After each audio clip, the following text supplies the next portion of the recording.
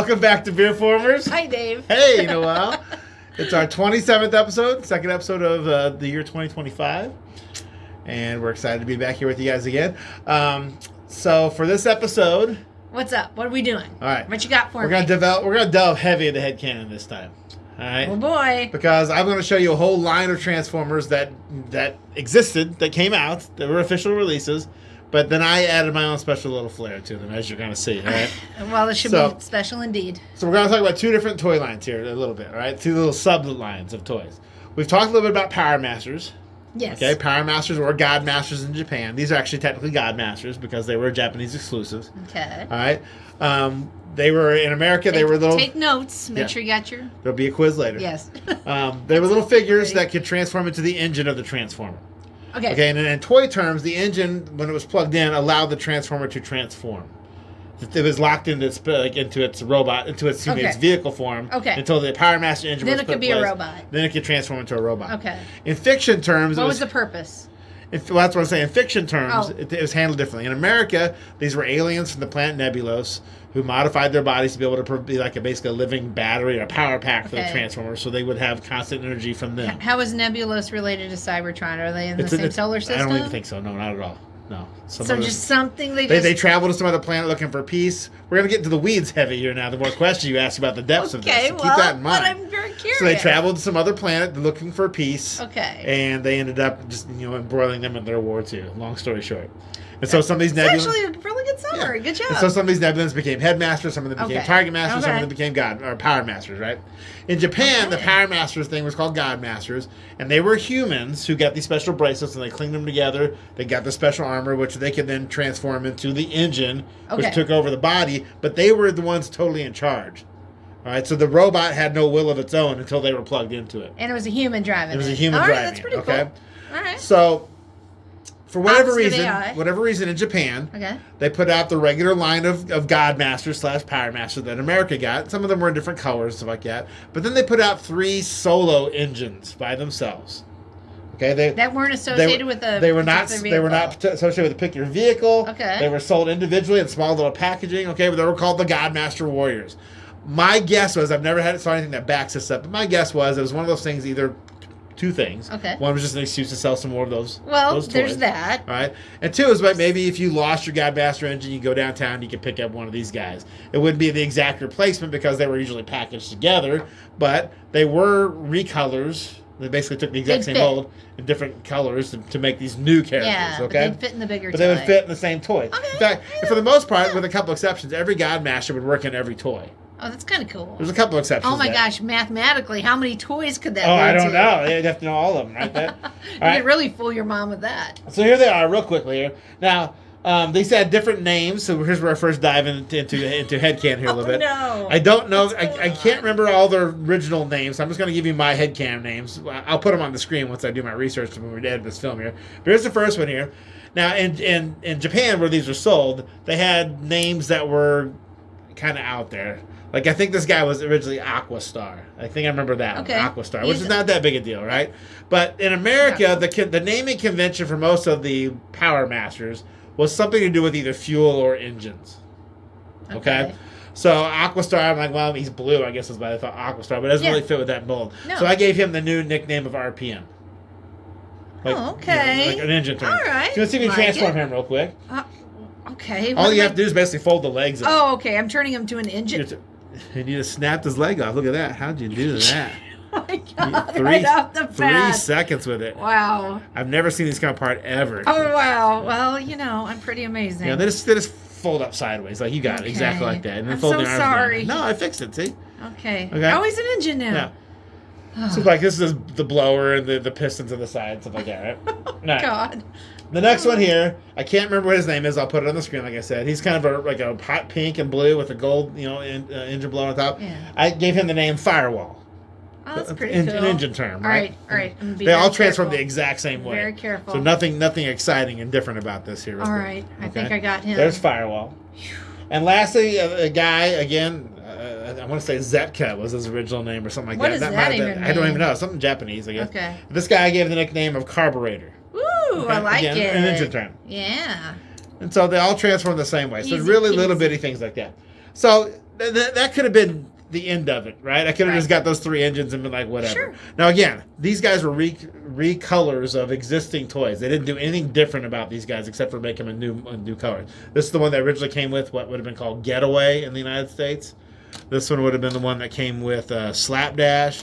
And this would have been the one that came away with, I want to blank on his name. I'll put it up on the screen. But anyway, anyway, so these engines. So that wasn't good for me. I thought, well, wouldn't it be kind of cool? Wouldn't it be kind of fun if I could find a toy that could be like a generic body that all 3 of them can share. Yeah, that would be fun. And work with, right? So this is headcanon too. This is complete headcanon here, right now. So in my mind, I was thinking, okay, what if this was like an Autobot force of Powermaster engines who all had one body they worked with, and when they plug in, they gave that body different powers.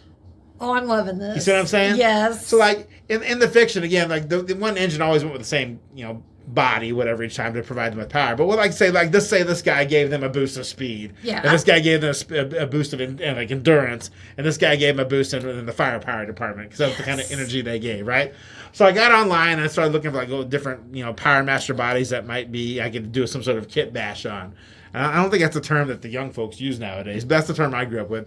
It's where you take an existing toy and you repaint it some way to kind of make it. Well, what do the kids say now? I don't know, but I don't think kit bash is used so much. I got a feeling, at least. Okay, we'll find out. If you know what the kids are saying now, please post it in the comments below.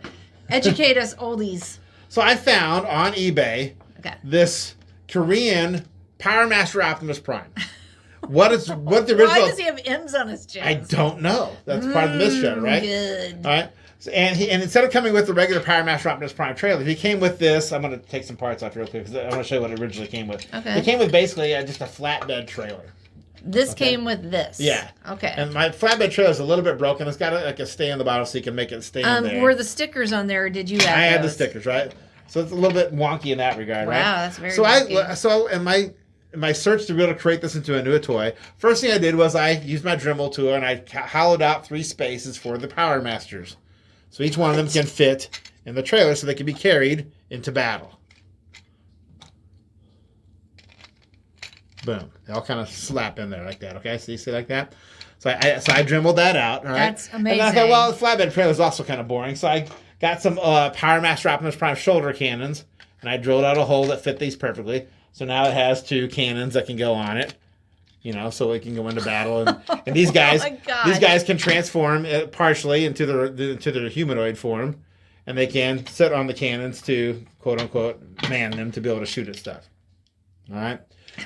When did you come up with that idea? Was that all in your head? It was all part I was working on here. So this being a Powermaster Optimus Prime mold, right? I'm thinking, it's gonna be perfect, right? It's gonna just put them in the front like Powermaster Prime, but it was disabled on this knockoff.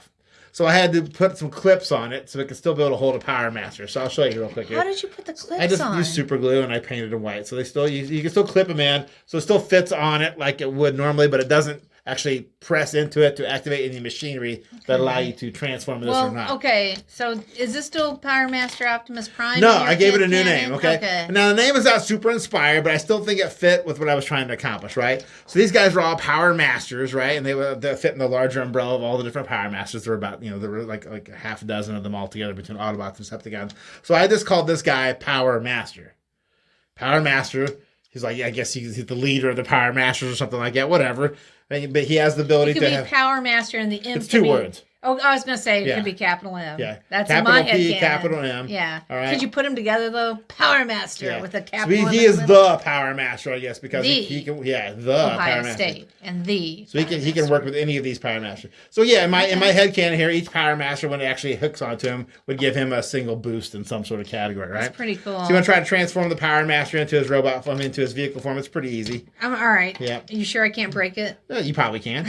But I'll find a way. Please, just be careful. All right. Well, I'm don't make it your goal, obviously. It's not my goal. Every time it happens, I feel like the worst person in the world. All right. Oh, man. That's not right, is it? You've transformed this before, by the way. It was just in a different color scheme.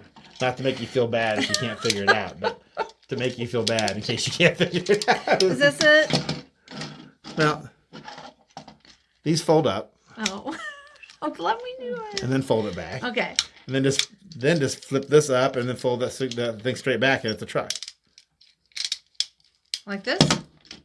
Yeah, that's exactly right. That's it? No. No. It's a cab over truck, so it's going to look like a truck when you're done, right? I know. You got it. You got it. Okay, so again, so the thing can plug onto it, so it can drag that the battle, Cool. and so the Powermaster can drag his 3 Powermaster figures into battle. Did you put that sticker on it too? Yeah, I had the stickers too, except for the M's. Goodness. The M's are the only ones that came with it, So if you know the name of this particular Korean, I'm very 99% sure this came from Korea. It was a knockoff. Now, why did you leave the M's on there, knowing how you are? I don't know. I thought I could find one that would be a P, and it would be a P and M for Powermaster. Oh, that tracks. And then 20 years go by, and I haven't done that, so it just never happened. All right, but now it makes an interesting story. So those are the Powermaster Warriors from Japan. To 3 figures that were sold individually, but then I made a special figure to kind of go with them because normally these guys were figureless. They just were by themselves, right? But we're still not done. Okay. All right. Quick question. Yes, go ahead. Do all of those have individual spots on your shelves with their names? They're stored together with this. Okay. And yes, each Powermaster Warrior is got their name on a little placard that you've made. If you slow down the opening crawl when we do our videos, you can see all my figures are labeled, so you can see what she's talking about there, right? Just curious. All right, so not to be undone. I'm working backwards in time now. So the previous year was when the year the Headmasters came out. All right. And so Headmasters were a similar idea, except for the head of the robot came off and was replaced by a smaller robot figure that could become the head of it. And again, it was handled differently depending on which fiction you were talking about. In America, they were aliens from Nebulos who changed their bodies to become the head of the Transformer, but there was a shared consciousness thing going on. Okay. All right. So like say it was Fortress Maximus, the leader of the Autobot Headmasters, when he had this alien named Galen, or initially then it became Spike, got to be able to transform into the head. There was kind of like a 2 heads is better than 1 type of scenario. It was kind of the idea that makes sense. Okay? Yeah. So like when the Headmaster was in robot form or humanoid form, they could pilot the vehicle and stuff like that. And then when it was time to become a robot, they became the head. And then I guess the split consciousness could focus on 2 things at once, kind of idea, right? I didn't think it made as much sense as what the Japanese actually did, though. The Japanese were similar to the Godmasters, where the small figure was the Transformer, and they just had a body to make them bigger, so it would be more useful in battle with the bigger Transformer. Well, I mean, that makes sense. Yeah. But you like the American version better? Well, because that's what I grew up with. Okay. But conceptually, I think the Headmasters are a little bit of a problem for that, because why would you willingly remove your head, have some other organism become a part of you? I mean, I guess the benefits of having 2 heads better than 1 have to be really awesome for that to happen, right? Better be a very smart. The Powermasters make sense because you've got a living power bank. Yeah. Okay. And they're the Target Masters make sense because you've got a weapon who basically can do its own thing. So if you can be like looking over there while your weapon's like. But Headmaster sounds like you're giving up your personality. A little and power. bit, yeah. I don't know because about if the that. Headmaster refuses to bond with you, then you never become a robot again. Right. That's that's problematic. But anyway, the Japanese handle it as basically these were Transformer refugees. They left Cybertron to escape the war. They founded their own colony on the planet Master. Another planet? Is that one in the same solar system? Oh, but I need to see a map. Because they were small, they were small Transformers. They wanted to, for whatever reason, be able to defend themselves and be able to eventually get involved in the larger war. So they made bigger bodies for themselves, and they trained hard to be able to be worthy to be able to bond to one of these bodies and go off and join the war and become regular Autobots and regular Decepticons, yada yada. So just like they released these Powermaster Warriors, they released a series of Headmaster Warriors.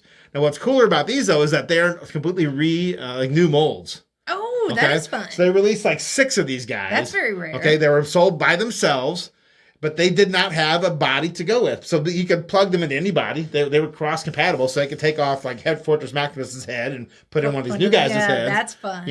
And what was cool about them, and I'll show you when we get out the toy for this one too, is that when you put them in the body, there was like a thing that could flip down, and there were like 3 stats that would show up, and with like a different bar.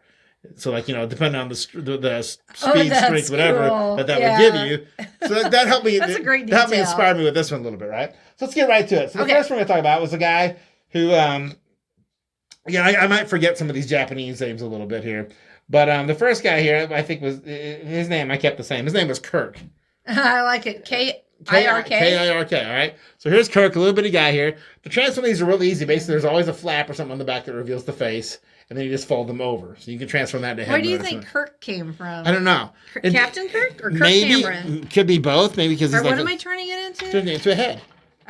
Oh, Oh, yeah, easy. Okay. Yeah. Oh, that's cool. See, Easy that's the face right there. So there's I don't know Kirk. if you can see that. That one was easy. I think in didn't Japan it's break more it. like probably kaku or something like that, you know. It. But Okay. we'll show this some close up here. But these little parts here on the bottom, Yeah. that would hit the plungers in the neck. Okay, of that the, would make it to make the different change meters the change meter, different okay. levels. So Kirk would have 3 different stats, be different than some of the other guys depending on this thing that's attached. I to love it. that. That is really some neat. So Brandy, point making. next up we have. You can see that. Oh, I think There officially we his name is like Loafer. Okay. what was he lazy? I guess I don't know, but again, there's a mistranslation sometimes between Okay. L's and R's in Japanese versus Oh. English. Okay, and so some people translate this more as like Rofa, which I thought sounded more like an alien's name rather than Loafer. So I kind of went with the Rofa thing here. So Okay, there's that's Rofa. Yep. Let's see. Okay, I think I got it. They're all basically the same idea, right? I got it. But if you look at the this thing here on that, it's different. Yeah. It's a different configuration Yep. than on Kirk. Sure so when he is. plugs into a Sure body, it's going to get is. different. Sure is. Next up was the last of the humanoid ones. This Okay. one was, I think, Rodney officially. Kirk and Rodney. Kirk and not Rodney. But We again, also- you swap also you swap the Percy. L and the R, and you get like Ladoni. Okay, and I thought, well, that sounds more like an alien name. Yeah. So the headmasters tend to have alien names. Oh, Okay. I got him. The Powermasters and the Target Masters had more like code name type things, right? Okay. So I thought that would fit more with the theme, all right? So we got Ladani into his head mode here. Yep, Yeah, and again, different I did it. different plungers in the front there. He's one who transforms different than others. He kind of folds up from the back as opposed from the top down. Yeah. Then we have 3 That's that turn into true. animals. It is backwards. This one here is Trizer. He turns into like a panther. He's gonna be harder because he's a different scheme altogether. Okay, well, I see the face on the belly. Yeah. That So, head probably goes up, right? Yeah, the panther head folds back. You see the robot head now exposed, Yeah, right? I So do. basically, you got to get that into a position where that would be able to plug into a body similar to these. So they're all Okay. very blocky headed there and stuff, This right? is where it's kind of awkward because I'm not sure how these feet Yeah, do their Can thing. I give you a little bit here on Yes, this one? Okay. 100%. So for this one, these things come down to kind Oh. of to frame the head a little bit, Oh, okay. All right, let me do it. and then you can figure out the other parts from there. You can I fold do it like that. Is that right? Did I figure it out? Think about it here. Now, every one of these has like this little square head that's going to plug Yeah. into the body, so you got to be able to expose that. Do you see where that is in there? Oh yeah, so that's got to go. That's got to go up like that. But Almost. am I doing that right? Almost. You got to fold. You got to basically fold the body in half. That's the part you Yeah. haven't figured out yet. All right. So what here. am I doing wrong? See, there's a pivot right there. Yeah. And you fold that up. There's Oh. the thing. Oh my gosh, I did not see that. Okay, I got it now. Oh, perfect. I got it. I me totally see. did. Let me Look see. at that. Look at that. That's pretty good. The head's exposed. Yeah, that's exactly right. And Because if the- you fold these and down, the they get in the thing way, is- don't they? Yep. Yeah, and So you and get exactly the right. little tab is exposed. And so that's the little part that'll plug into Yeah. the body. So that's Trizer. That was hard. Then you had Leon or Lion. Is it the same? Going to be the same Yeah, thing? No, it's a little. I mean, see the there's some face. similar things, but it's going to be different. All So right. fold the lion head down, All right. flush, because the lion head will still be facing out on the head mode. Yep, Like that? like a little crest, and then Oh. the front legs fold flat down. Yep, like that to kind of frame the face, All right. and then All right, I the framed back the legs face. fold up almost like Trizer did. That's the part that's similar. Is the thing? Does it come out? Oh yeah, it does. Yep, see? Oh my god! Yeah. I'm so proud of myself. I am so proud of myself. Yeah. And the tab's out. I got it. Good job. Yep, that's Lion or Lion or Leon or however you want to pronounce it. There's another one. The next one is grief. an elephant. This one's name is Shuffler. I like it. Yeah, Every I day don't think I I'm changed shuffling. Shuffler at all. I think Shuffler is Shuffler and Lion and Trizer. I don't think I changed them at all. But Okay, I see the face. this one on the Leon still faces down like that. I had it down like that. I don't know what happened. What happened? I did have it though. I swear I did. So you see the face now, right? Yeah. Yeah, that's the face I of the just robot. seeing a face. I can't forget. So the hard part is time figuring or what to do with the place where we legs. just met. So you still got to fold him in half Just too to the expose thrill of the me. part that plugs into the body. 99999. All right, I think I got it. I think I got it, Dave. I think that's it. I I think you actually do totally have got it. Yep. Let me double check. Okay. I think that's it. Yeah, that's definitely it. Yay. So there's the eyes and like that. Yeah. All right. Now, there's 6 of these, right? These Yeah. ones are originally sold in Japan. These are pretty hard to come by. All these guys are, really, because they were sold in such small boxes. They were Yeah. kind of like, they weren't out very long. You blinked and you missed them if you lived in Japan. There is a set of these heads that were sold in pure white plastic that are super Oh, rare. and I probably falling apart, right? I don't know about that. Well, gold plastic's the problem. White plastic's not a problem. So if you have the They're white just set of rare. these Headmasters here, you've got. You can send your kids to you probably college, did if you wanna sell basically. it. But they did set out. An independent company, a third party company, made a new Headmaster head that they sold at like a convention. I want to say it was a TF Con. It wasn't one of the TF Cons we went to, but it's called Cobra.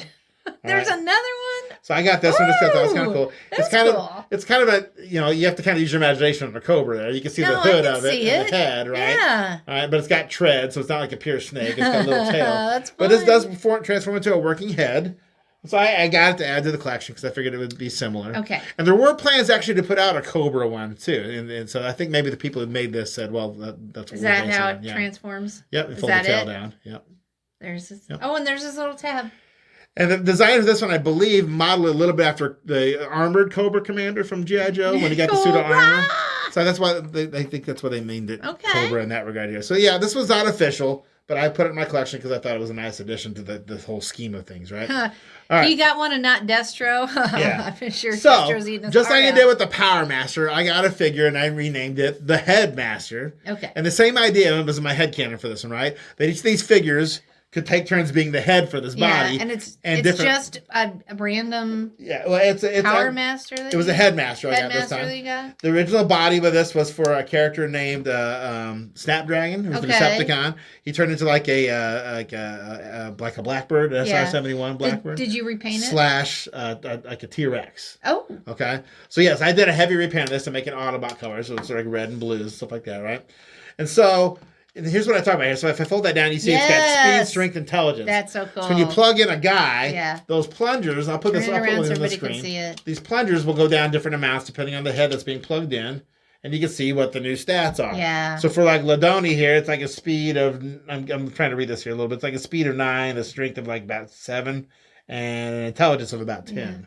All right. Yeah, it's neat. I don't know if you can see that, but it's cool. All right. So you can take another guy out and do the same thing. You can put in whoever you want. You can put a guy plug one in? You plug one in. Okay. I'm going to try this guy here. Who is this again? That was Rofa or Loafer. Rofa. Here we go. Yeah, look at that. What's his stats? The best you can read. See. It's kind of hard to read it sometimes, I know. But I can't see a number on here. Oh. So it's like a speed of 10, a strength of about 9, intelligence about 9. Oh, cool. Okay. Yeah. Cool. Now, the reason I chose this figure was that this is a triple changer, like I said, right? Ooh, it was originally turned into 3 things. An SR-71 like and Blackbird the number of jet. toys you have now, my gosh. But I also thought it had the potential to be able to, if I got a little creative and use my imagination here, because again, I'm adapting an existing toy. So these things have I gave it basically a form for all 7 of these guys. Oh my gosh. Okay. Somebody do the math and put it in the comments. So I'll do this real quick because I'll do it as fast as I can, right? So the basic robot mode is this. You put different guys on, they'll give it different strengths depending on the guy. And I guess in my headcanon, I figured this would probably be the one that broke the mold, where this was just a body. Yeah. And these guys were the robot, like in Japan. Yeah. But whoever was in charge at the moment, gave it the powers that it needed to have, that type of deal. But I also made up a new form for each one, right? So I did. Well, headcanon is... This whole episode is just going to be... The headcanon is strong in this one. Exactly. So, all right. So for this first transformation here, this is the one I intended to go along with Ladoni. Okay? Ladoni was this guy here, the first guy you had, right? Yeah. All right. And he's got a cockpit, so these guys could ride in one at a time. Gosh. So like boom. I used stickers from Hot Rod on not Hot Rod, it was Track. No.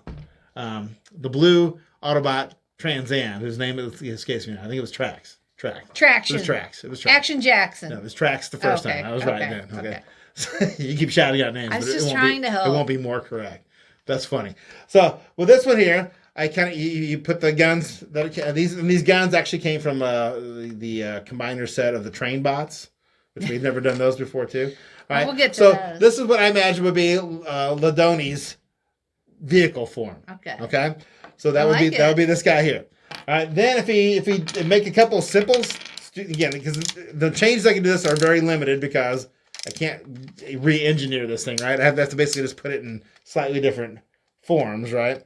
But I'm going off a picture here that I have on my little tablet here like this. But if I do this and fold these things out and fold these things up, all right, and then I put the guns in here. What is it now? Okay. Now I call this the anti-aircraft tank. All right. So first was a rocket car, by the way. This one was what I call the anti-aircraft tank, so the guns kind of point up. This was the form I kind of thought would go with Rofa. Why? Kind of random. Okay. It really was kind of random, to be honest with you. I just had to come up with different ones. Just right? felt right. Now for Kirk, I came up with a jet mode because it's got to be. This one was originally supposed to be a jet, right? It was supposed to be like a SR-71 Blackbird. All right. So for this one, oops, I got stuff out of the way here, so I'm trying to do this as quickly as I can. Because this is going to be a long video anyway. But if I kind of do something like this, bring these back a little bit, and then plug these in so they kind of sort of look like wings a little bit. You see that? Yes. Okay. Wow. All right. This became the mode for Kirk. Okay. So this is the jet mode, I guess, for this one, right? Kirk's mode. All right. Kirk adds. So Kirk had a different mode. Now, when it came for Shuffler, the elephant. The elephant, I couldn't really make an elephant mode, but I did want to give it some sort of like bestial type mode, right? So I don't know if you can see this inside, but I kind of painted like lizard eyes on it, on that little space there. You painted that. I painted that on there, right? So for this one, for Shuffler, I gave it kind of basically a dinosaur-ish type mode. Oh, wow. Holy cow. It is like a dinosaur. I can see it. You do kind of like this, with the legs down like that, and this becomes Shuffler's mode. So, oh, my gosh. Okay, so I called it the lizard mode in my head canon. What did the lizard mode do? What was its main purpose? I probably just went in and destroyed, I guess, right? All right, so if I fold this down like this and kind of fold that out, and then fold these arms backwards, all right, this became what I kind of thought would be like, oops, I got to fold this down too. This is what I kind of figured would be like Lion's form. So kind of this is these get a little weaker as time went on because I'm like, man, I really can't think of a new form for this. But you can kind of turn this around like this way so the head kind of slung low. So it's coming at you, looks kind of creepy a little bit, right? This would be what I call the standing beast. It's like a mech warrior. Yeah, it's like a mech warrior thing. Yeah. So again, who got it? That was Lion's. Lion's form there, right? Continuing on, if I fold this down this way like this still, and I do like the leg thing again, but I kind of folded everything the other directions, like the head's on top. Okay, so it's a little more like this now. All right, so you get a mode that's sort of like this. Yeah. All right. Okay. I called this the crawling beast mode, and this is the one I thought would go with Trizer. Okay. The panther, right? Yeah. All right. So to go with Cobra, then the last mode, it just kind of, these are all kind of conjectural, obviously. I just basically lay everything down so it's like as flat as can be. Okay. Is it snake mode? And that's basically kind of like the snake mode a little bit. Yeah, okay. Boom. Slithering in. So again, the modes are not very inspired, but I was limited by what this toy actually could do. But question, did you literally come up with all these modes yourself? I did. Just by trial and error. You didn't get an idea from somewhere else. So all this literally came out of your brain. Yes. Such as it is. That's really impressive. Yeah. It's very creative. So, the guns can go in different ways. Your imagination is something else. So, these 6 Headmaster Warriors, or 7 Headmaster Warriors, excuse me, could then all be like a force like the Powermaster, the Headmaster here, where they're a special ops squad who go in, and depending on what the job is needed, a different guy could plug into the body and you're going to be mad at me, but I can't tell, is this a good guy or a bad guy? They're both Autobots. Okay, I just have a hard... The symbol looks the same to me both ways. Well, the purple one is more spiky, so that should make you think evil. No. So, with that being said, keep in mind that these guys were all sold only as individual packs. So I have to get them back out again. We had a little bit of a glitch if we're talking about behind the scenes here a little bit. But they were sold individually packed, so they're really hard to come by. So they're only out for like a year each time. And so they're really, really rare.